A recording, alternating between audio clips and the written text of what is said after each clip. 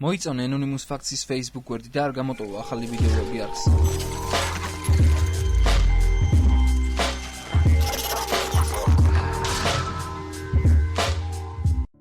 მოგესალმებით მეგობრებო, Anonymous Facts-ი კვლავ თქვენთან არის.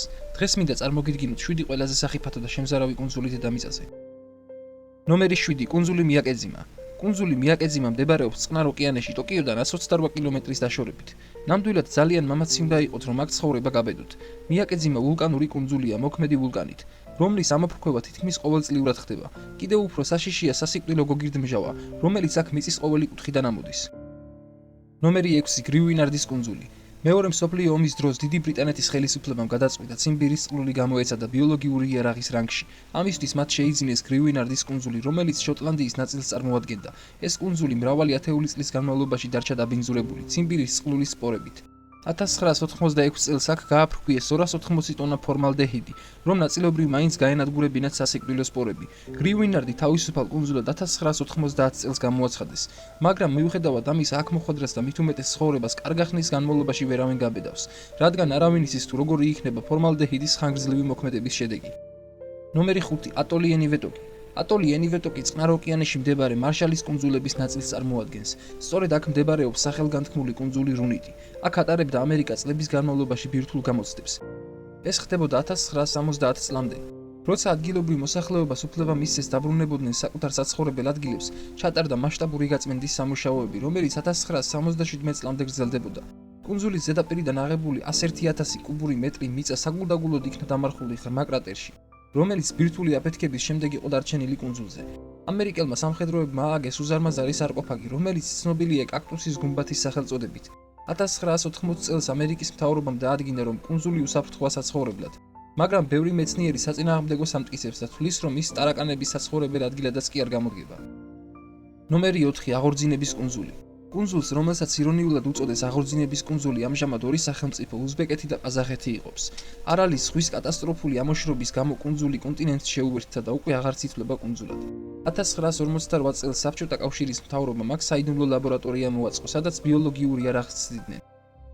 იქ ცდებს აწარმოებდნენ ყველაზე საშიშ დაავადებებზე, როგორიცაა ციმბირის წყლული, ყვავილი, ტულარემია და სხვა. საიდუმლო მასალების თანახმად, რომელთა გასაჯაროება სულ ცოტაოდენი ხნის წინ მოხდა, ციმბირის წყლულის და შავი ჭირის სპორები ჯერ კიდევ მრავლადაა დამარხული კუნძულზე. 2000 წელს ამერიკის შეერთებული შტატების დახმარებით მოხდა კუნძულზე არსებული მიკრობების დეზაქტივიზაცია, მაგრამ კუნძულთან მიახლოება მაინც სასტიკადაა აკრძალული, რადგან კონტეინერებიდან, რომლებშიც დამარხული იქნა სპორებიანი ნიადაგი, დაიწყო გაჟონვა. ახლო მდებარე სოფლების მოსახლეობაში უკანასკნელ წლებში მუტაციის და გენეტიკური დაავადებების უამრავი შემთხვევა გამოვლინდა. ნომერი 3 ატოლი ბიკინი. ამერიკის შეერთებულმა შტატებმა ამ კუნძულზე 1946 წლიდან 58 წლამდე 70 ბირთვული აფეთქება განახორციელა. 1956 წლის ივლისში ამ ატოლზე ჩატარდა ოპერაცია გზაჯვარედინი. 73 ჩამოწერილი ხომალდის მიერ ოკეანეში იქნა ჩაგდებული კოლოსალური სიმძლავრის ატომური ბომბი. 29 ივლისს მოხდა ამ ბომბის აფეთქება. აფეთქება იმდენად ძლიერი იყო, რომ კუნძული ნაწილებად დაიშალა. საოცარია, მაგრამ 1968 წელს ამერიკის ხელისუფლებამ კუნძული უსაფრთხოდ გამოაცხადა და ხალხს უფლება მისცა აქ კვლავ დასახლებულიყო.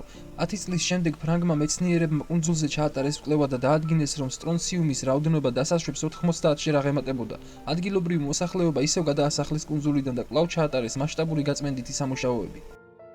ნომერი 2 კუნძული ფარალონი. სან-ფრანცისკოს ახლოს მდებარე კუნძული ფარალონი იშვიათი სილამაზით გამოირჩევა. ეს არის ბუნებრივი ნაკრძალი ვეშაპებით, სელაპებით, ზვიგენებით და ზღვის ფრინველებით. აქ შესაძლებელი იყო მშვენიერი პარკის მოწყობა, რომ არაერთი გარემოება. 10 წლეულების განმავლობაში 1946 წლიდან 1970 წლამდე ამ კუნძულის სანაპიროზე მდებარე ზღვა გამოყენებული იყო ბირთვულ ნაგავსაყრელად. ზუსტი რაოდენობა განადგურებული ფლორისა და ფაუნისა უცნობია, მაგრამ ცნობილია ერთი, რომ ზღვის ფსკერიდან კონტეინერების ამოღების მცდელობას გაცილებით უარესი შედეგები მოყვა. ამიტომ გადაწყვიტეს მათი იქ დატოვება. სულ კუნძულის გარშემო ოკეანის ფსკერზე აწყვია 47 მილიონი გალონიანი ბირთვულ-ნარჩენებიანი კასრი. ნომერი 1 ოკუნოსიმას კუნძული. კუნძული ოკუნოსიმა, რომელიც ასევე ცნობილია ბოცვერების კუნძულის სახელწოდებით, მეორე მსოფლიო ომის დროს წარმოადგენდა მომწამლელი გაზების ფაბრიკას, რადგან იაპონელებმა ხელი მოაწერეს შეთანხმებას, რომლის თანახმადაც უარს ამბობდნენ მომწამლელი აირის გამოყენებაზე. იაპონიის მთავრობამ გადაწყვიტა საიდუმლოდ დაეტოვებინა ამ კუნძულის არსებობა და საერთოდ წაიშალა ის ყველა რუკიდან. 6 კილოტონა მხუთავი გაზი გამოსცადეს კურდღლებზე, სწორედ აქედან წამოვიდა კუნძულის სახელწოდებაც. ომის დასრულების შემდეგ მოკავშირეებმა გაანადგურეს ყველა სახის მომწამლელი აირები, ამის შემდეგ კუნძულზე ძალიან მომრავლდნენ ბოცვერები, რომლებიც გადარჩენილი კურდღლების შთამომავლები არიან. მიუხედავად იმისა, რომ ამჟამად კუნძული უსაფრთხოდაა მიჩნეული, იქ ცხოვრება მაინც რისკებთანაა დაკავშირებული.